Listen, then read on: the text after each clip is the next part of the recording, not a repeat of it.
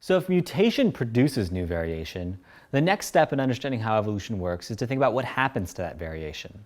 Now, as it turns out, most of the variation produced by mutation is lost, and it's lost through an evolutionary force that we refer to as genetic drift. Now, genetic drift is in some ways the simplest of the evolutionary forces because it operates simply as a result of mathematical properties. The fact that populations in the real world exist in finite population size. They're not infinitely large. And because of that finite nature, they don't replicate themselves perfectly from one generation to the next.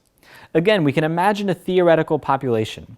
In this case, we have a population of red and blue individuals. Again, illustrated here by basic disks on your screen. In this case, our starting point is we have an equal number of red or blue individuals in a population.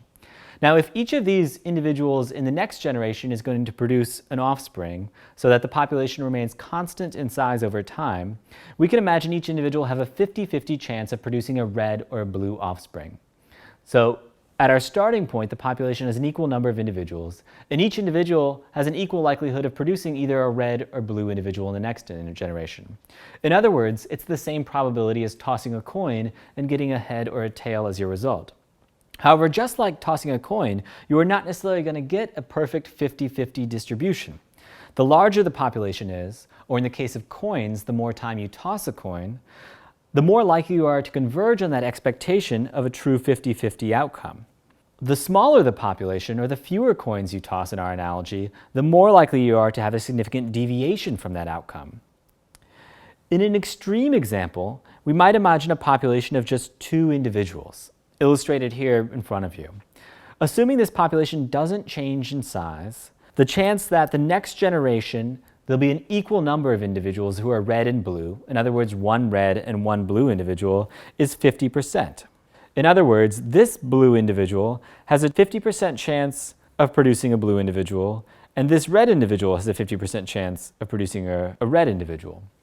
Likewise, this blue individual has a 50% chance of becoming red, and this red individual has a 50% chance of becoming blue.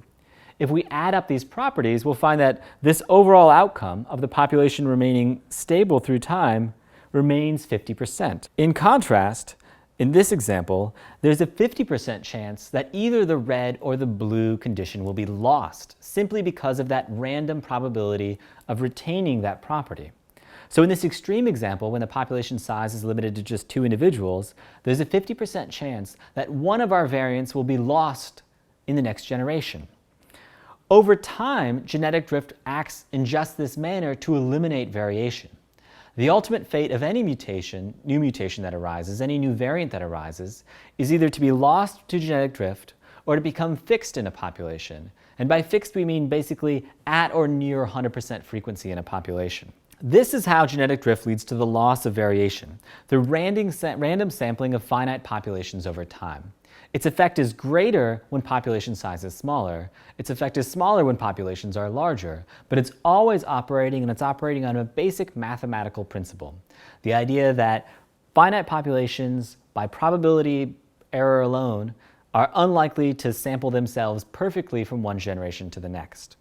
In the exercises following this lecture, you'll explore this concept in more depth to better understand how genetic drift operates in populations of different size. For now, it's important to note that genetic drift leads to the loss of genetic variation and acts particularly strongly when population size is small, and acts much less strongly when populations are very, very large or expanding very, very quickly.